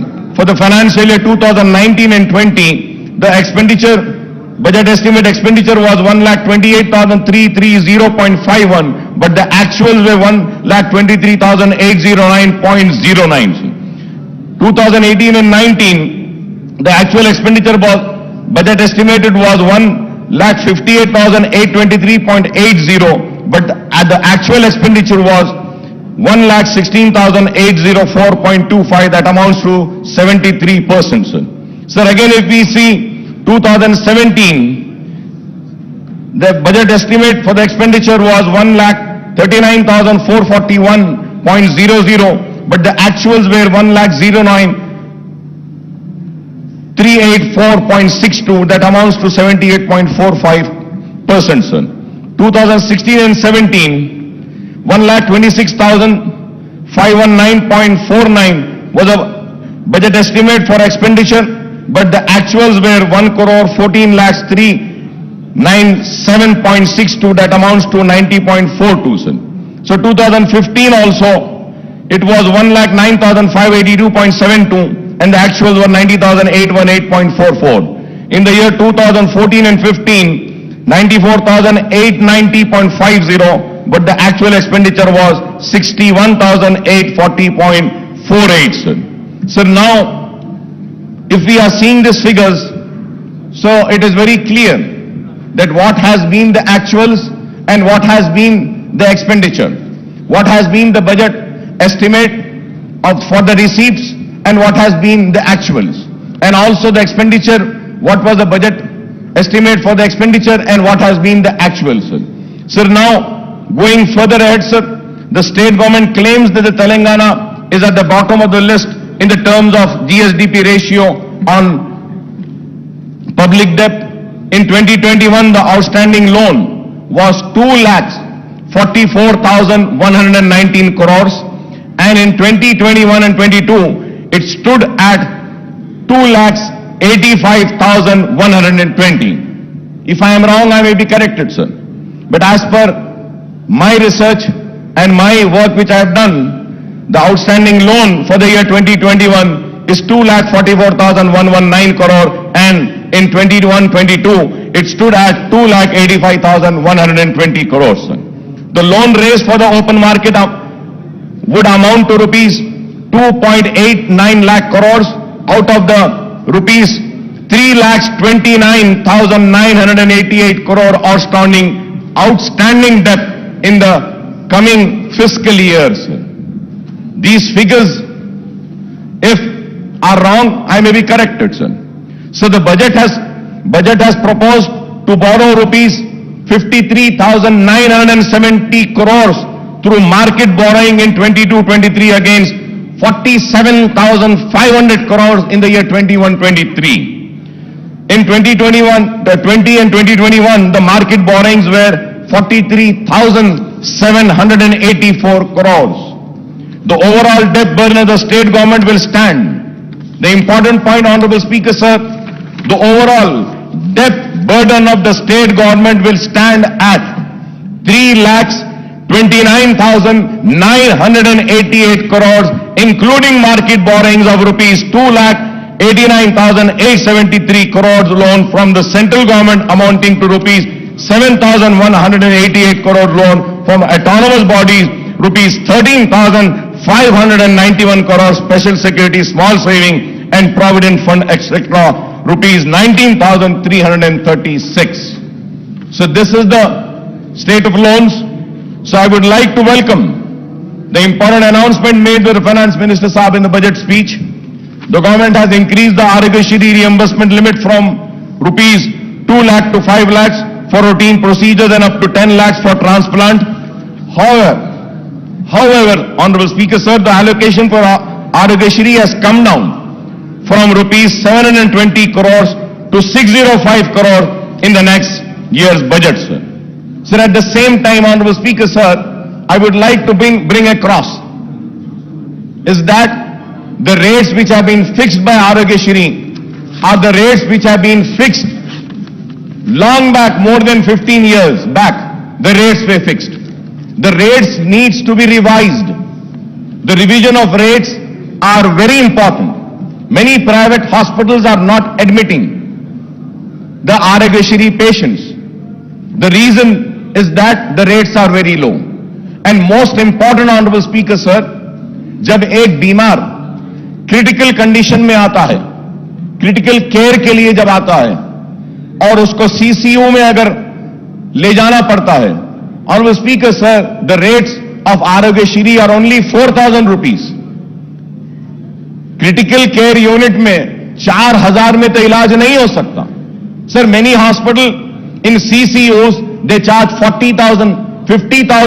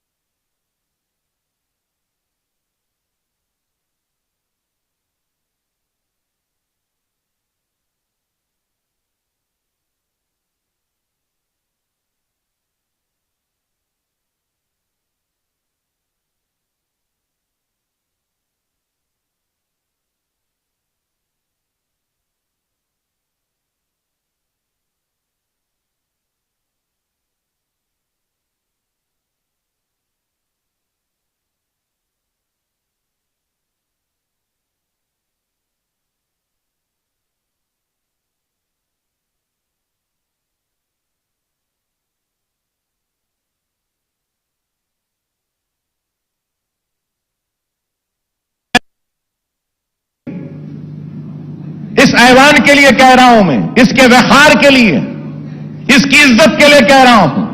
अगर इस ऐवान में होने वाले announcement को पूरा नहीं किया जाता तो फिर यह ऐवान की इज्जत की धज्जियां उड़ाने के बराबर है।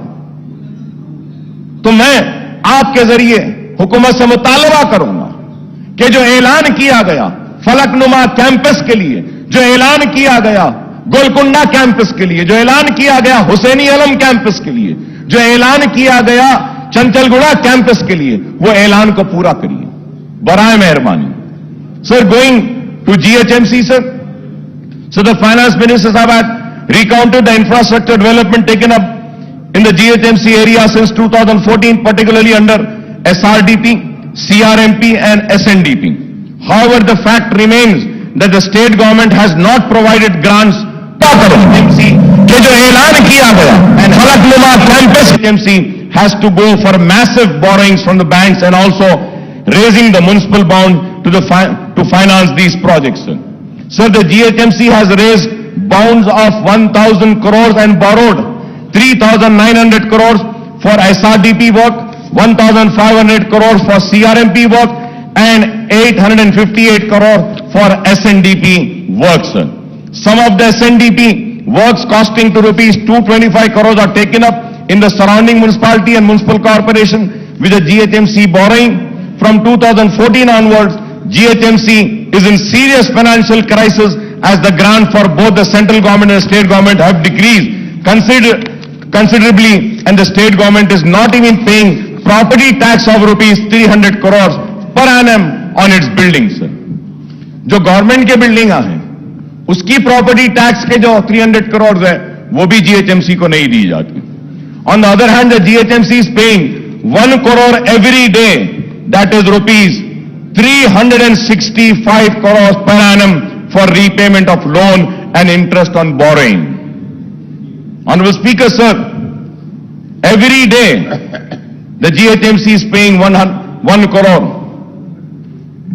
Sir, at the same time, sir, under the 14th and 15th Finance Commission grant, the central government sanctioned funds amounting to rupees 300 crores and rupees 1,000 crore respectively to the GHMC, but these have not been realized by the state government.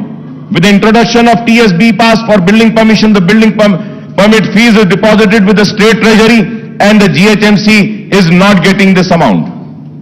Sir, मैं घर बनाना चाहता हूं, घर बनाने के permission के लिए पैसे भरता हूं, वो पैसे GHMC में नहीं आते हैं सर, वो गवर्नमेंट ट्रेजरी में चले जाते हैं. सर, ये GHMC में घर बन रहा है, परमिशन GHMC दे रही है, तो पैसा तो GHMC को आना चाहिए, लेकिन ऐसे नहीं हो रहा है sir. So the GHMC's own revenues are meant for paying staff salaries and for the maintenance work and for major works and project funds. Projects funds have to be sanctioned with the state government. I want to know how many projects in GHMC are funded by the state government from 2014 onwards, sir. GHMC के जो भी projects हैं government की तरफ से क्या दिया जा रहा है. Now maintenance and new works in GHMC have come to a halt from July 2021 and onwards, since payments were not made to GHMC contractors.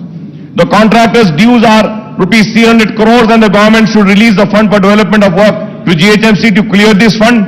Most of the 2,000 contractors at GHMC are petty contractors whose livelihood depends on GHMC work. Sir, I also have the statement, sir. Abstract of MAUD department budget for 7 years. For 7 years, when we see, sir, Commissioner and Director of Municipal Administration, Hyderabad Metro Water Supply Sewerage Board, the Mission for Elimination of Poverty Municipal Areas, MEPMA, then Amrut Smart City, Musi River Fund Development Limited, Hyderabad Road Development Corporation Limited, Hyderabad Metro Rail. Isme, sir, 11th is Greater Hyderabad Municipal Corporations. So the budget estimate, Honorable Speaker, sir, was 8,920.36 crores. Budget release 236.11. Only, sir, 236.11. This is for the financial year 2014 and 15 से लेकर for the year 2021-22 तक। Last 7.5-8 years में 8,990.36 करोड़ का ऐलान किया, लेकिन budget release 236 crore का हुआ और expenditure, sir now we have to see what has been the expenditure. Sir out of 8,920, 236.11 was released and the expenditure is how much, sir? Only 2 crore 65 lakhs. 2 crore 65 lakhs. If I am wrong, I may be corrected. If I am wrong, I may be corrected. These are the figures which has been given. So it is very sad, sir. Sir, also in this house, sir, an announcement was made about the notarized document to be treated as registered document. Ministers की एक committee भी बनाई गई। Sir आज तक भी कुछ नहीं हुआ। सर मैं आपके जरिए हुकूमत से फिर से अपील करना चाहता हूं कि नोटराइज्ड डॉक्यूमेंट को रजिस्टर्ड डॉक्यूमेंट ट्रीट करिए। कई लोग परेशान हैं, कई लोग अपनी जमीन बेच नहीं सकते, कई लोग आज घर नहीं बना सकते, खर्च नहीं ले रहे हैं। इस ऐवान में ऐलान किया गया कि नोटराइज्ड डॉक्यूमेंट को रजिस्टर ट्रीट किया जाएगा। मैं उम्मीद करता हूं कि हुकूमत जल्द से जल्द इस पर भी गौर करेगी। Honourable speaker sir, in the last और I would say in this session only 5 months earlier, 5 महीने पहले, ये नया सेशन नहीं है, ये तो वही सेशन चल रहा है। तो आज से 5 महीने पहले ये ऐलान किया गया था कि सीसीपी प्रोजेक्ट लिया जाएगा, चार मीनार पेडिस्ट्रियनाइजेशन प्रोजेक्ट। सर कब से चार मीनार पेडिस्ट्रियनाइजेशन प्रोजेक्ट चल रहा है? सर कब कंप्लीट होगा, कब खत्म होगा, कब चार मीनार इस्तांबुल बनेगा? ये एक सवाल है। और उसके बाद जवाब में ये बोला गया कि खुली कुतुब शाह के जरिए चार मीनार पेडिस्ट्रियनाइजेशन का प्रोजेक्ट करेंगे, खुली कुतुब शाह के जरिए नए पुल के पास जो ब्रिजेस है वो बनाएंगे, खुली कुतुब शाह को और काम देंगे। सर खुली कुतुब शाह का जो पहला जितना बजट लास्ट ईयर दिए थे उससे और कम कर दिया गया। आप बजट एलोकेशन कम करेंगे, लास्ट ईयर जितना बजट दिया गया था that was sufficient enough only for the payment of salaries of Quli Qutub Shah urban development authority employees, और अब कुछ भी नहीं किया गया। Sir pending works of nalas and sports and the stadiums are still pending. In my constituency sir, one stadium work was started 10 years back, sir. It is more than 10 years that it is yet to be completed. Sir, we have spoken about the nalas 5 months earlier when we have the assembly session. That time we spoke about nalas. We spoke about the breach जो शिगाफ आया था तालाबों में, जिसकी वजह से नुकसान हुआ था लोगों को, उसके बारे में बात करें। और हमने कई तजावीज दिए। मैं बड़ी मौजरत के साथ ऑनरेबल स्पीकर साहब कह रहा हूं, मेरे दोस्त काबिल दोस्त को बुरा दिखेगा, खराब दिखेगा मेरे काबिल दोस्त को, केटी रामाराव साहब को, जिनकी मैं बहुत इज्जत करता हूं, एहतराम करता हूं। लेकिन ऑनरेबल स्पीकर साहब, इस ऐवान में कहा गया था कि अकबर साहब हम मीटिंग बुलाते हैं, बैठते हैं। दशहरा गया, दिवाली गई, दिवाली के बाद क्रिसमस गया, न्यू ईयर गई, संक्रांति गया, कब होगी मीटिंग? बुला लीजिए साहब, हम आप साहब, हमारे पास पूरा टाइम है, आप जब बोले जब हम आ जाते हैं आपके पास, जब आप बोले आ जाएंगे। एक मीटिंग उसकी बुला लीजिए। Sir going to Hyderabad metro rail, sir we welcome the announcement that Hyderabad metro rail has been allocated rupees 500 crores in the next in the next year's budget for taking up works on the long pending connectivity to the old city from Mahatma Gandhi bus station Imliban to Falaknuma under corridor 2 of 5.5 kilometers. बार बार इल्जाम था हुकूमत पर और मजलिस पर भी कि metro old city में नहीं आई, लेकिन इस बजट एलोकेशन के बाद हमको उम्मीद है कि मेट्रो जरूर दौड़ेगी पुराने शहर में भी. Sir, for metro connectivity to Shamshabad Airport, an allocation of rupees 377.35 crores has been made. The project has been awaiting government nod for the 32 kilometers elevated work from Gachibowli for the last couple of years. The Hyderabad Metro Rail, the government special purpose vehicle which oversees the metro construction, has been provided loan of rupees 1,500 crores too. But we are disappointed, Honorable Speaker sir, but we are disappointed that no allocations have been made for MMTS Phase 2. MMTS Phase 2 के लिए हम बार बार मुतालबा कर रहे हैं. कितने साल से? 6-7 साल से मुतालबा है कि MMTS Phase 2 के लिए एलोकेट करिए फंड्स, लेकिन वो अब तक नहीं हुआ. मैं उम्मीद करता हूं कि फाइनेंस मिनिस्टर साहब MMTS Phase 2 के लिए भी जो रिक्वायर्ड फंड्स हैं उसको भी जारी करेंगे. So the state government has to provide its share of assured 2/3 funds of total cost of 817 crore, but only 129 crores was released. The MMTS Phase 2 project taken up by the South Central Railway should be completed in all respect, connecting the suburbs and providing a cheaper and environmental friendly transport system to the poor and middle class passengers. The MMTS Phase 2 also provides for extending the connectivity to the Shamshabad Airport, and this can be supplement the metro connectivity from Gachibowli. So about 2 BHK with an objective to providing a dignified dwelling of decent size, the government is implementing 2 BHK program. The government has sanctioned 2.91 lakh houses all over the state and 1 lakh in the GHMC area. However, in the 15 assembly segments of Hyderabad district, only 9,453 houses are sanctioned and 24 locations, and there is no 2 BHK housing site in Charminar, Amberpet segments. Sir, in the GHMC area, only 4,504 houses have been completed and only 3,136 houses are actually handed over to the beneficiaries, sir. Most of the housing units in GHMC area are at various stages of constructions and work has been stopped at most of the site as, again, the same problem, the contractors are not paid their dues for several months. I request through you, sir, कि ये contractors के जो पैसे हैं इसको पे करने के लिए बोली. In the next year budget allocation rupees 12,000 crores is proposed for the 2 BHK program, and I hope that the housing units in GHMC would be completed to hand over to beneficiaries during the year. We welcome the government decision to launch the scheme of providing financial assistance for construction of 2-bedroom housing scheme for people who have their own plots with a unit cost of 3 lakh per house.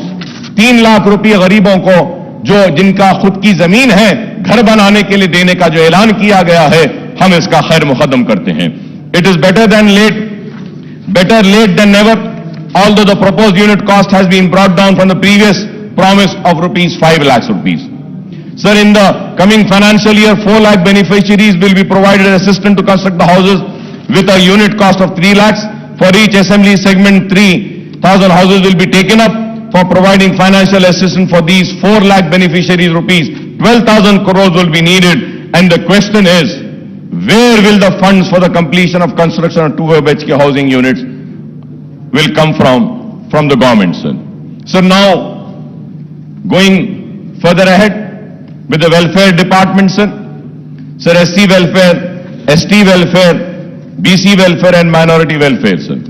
Sir, 2022-23 budget for SC welfare, the revenue with 31,220.91. The capital was 559.50. The total was 31,770.41. And percentage, if we have to see the allocations, taking in account the entire budget of the state, the percentage is 12.36%, sir. Sir, ST welfare, revenue 10,804.88 and capital would be 1,759.91.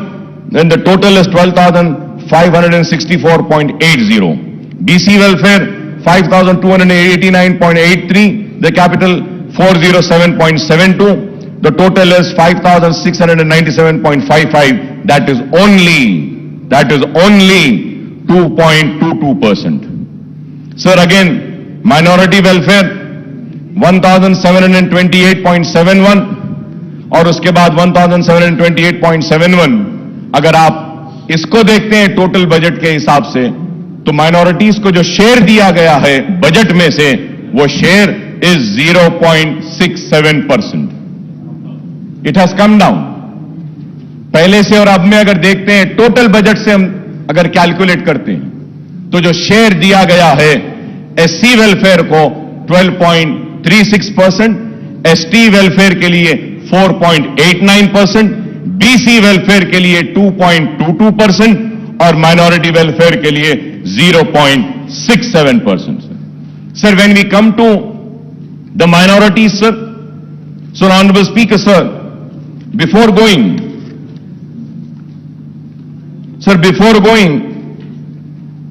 further ahead on minorities, sir, मैं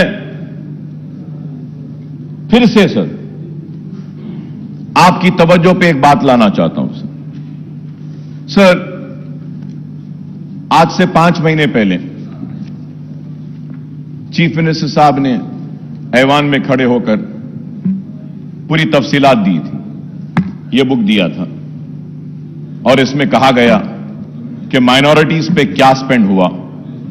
total 2014, 15, 16, 17, 17, 18, 18, 19, 19, 20, 20, 21 या 21, 22, सारा figure total up to सितंबर 21, 6,971. और अगर हम सितंबर को minus कर देते हैं, सिर्फ 2021 तक लेते हैं, तो ये जो पैसा जो दिया गया है एवरी ईयर 2014, 15, 16, 17, 18, 19, 20 और 21 तक हम ले लेते हैं, 22 नहीं लेते हैं, तो the amount comes to 6,502. Amount comes to 6,512 sir, 6,512. Honourable finance minister साहब अपनी बजट की स्पीच में बोलते हैं 7 साल में 6644.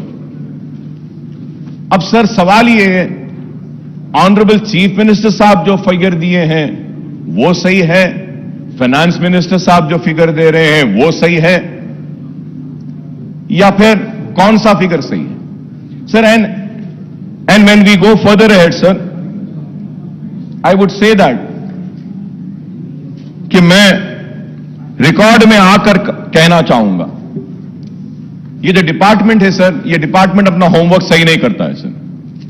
सर अगर हम 7 इयर्स का टोटल लेते हैं माइनॉरिटीज का, जब budget allocation was 9,837.22, BROs released was 7,736.10, expenditure is 6,205.18.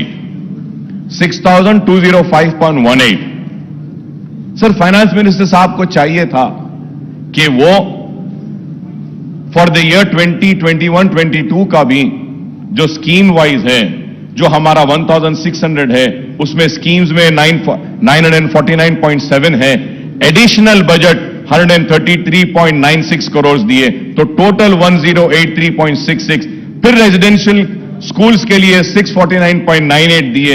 तो अगर ये ले लेते हैं, जब ये सारा ले लेते हैं, गवर्नमेंट की तरफ से मैं कह रहा हूं कि अब तक माइनॉरिटीज पे जो खर्च हुआ है वो 7,347.89 करोड़ है. आपको ये बोलना चाहिए अब तक जो खर्च हुआ. 6644 आपने कहा, चीफ मिनिस्टर साहब एक फिगर देते हैं और ये फिगर असल ये है. This is why I say that the department needs to study, the finance department also needs to study and come prepared. This house should not be misled.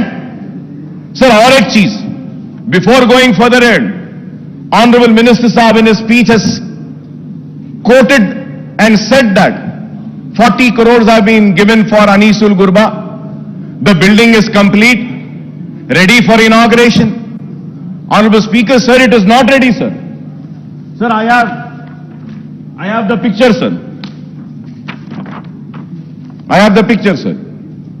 Is this ready? Is this call ready? No, sir, it's not ready. Why I say that? Any word said or uttered in this house holds an importance.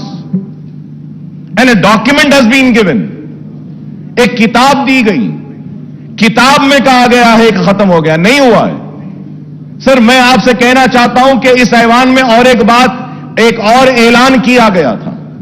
Mahmood Ali साहब यहां मौजूद हैं, अगर मैं गलत कह रहा हूं तो मुझे रोकिए, मुझे टोकिए।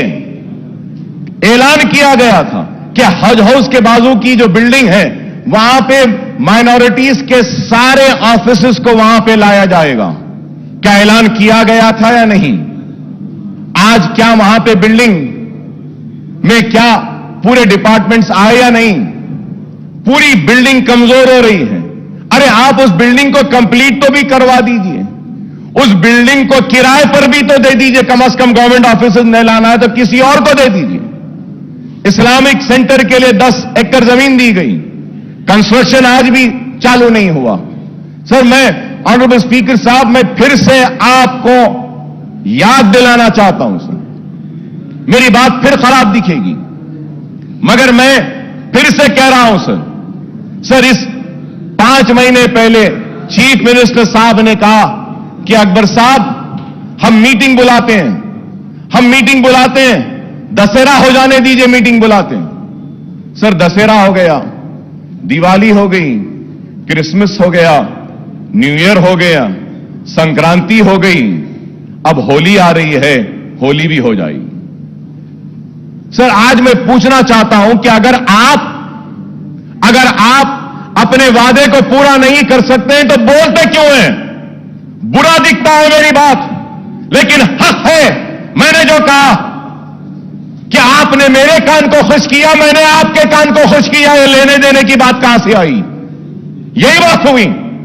बादशाह के दरबार में खड़ा है गाने वाला, गा रहा है, गा रहा है, गा रहा है, वाह वाह वाह क्या गाया, जमीन ले ले, वाह वाह वाह क्या गाया, जायदाद ले ले, वाह वाह वाह क्या गाया, सोना ले ले, वाह वाह वाह क्या गाया, हीरे ले ले, वाह वाह वाह क्या गाया, मोती ले ले, वाह वाह वाह क्या गाया, ये ले ले, वो ले ले, सब हो गया। बाद में आके बोलते हैं, अरे सरकार मैं इतना अच्छा गाया और मुझे बोले कि तू जमीन ले ले, जायदाद ले ले, मोती ले ले, हीरे ले ले। तो सवाल ये है, तो पूछते हैं कहां है, तो बादशाह पलट के बोलते हैं, अरे लेने देने की बात कहां है बाबा, तूने मेरे कान को खुश किया, मैंने तेरे कान को खुश किया। ये मेरी बात खराब दिखेगी मगर ऑनरेबल स्पीकर सर, मैं आपसे पूछना चाहता हूं, मेरा बदतमीजी होगी, माफी चाहता हूं सर। एक मेंबर इस ऐवान में वेल में आता है तो डिग्निटी और ऑनर इस हाउस की खराब हो रही है कह के सस्पेंड कर देते हैं, बाहर फेंक देते हैं।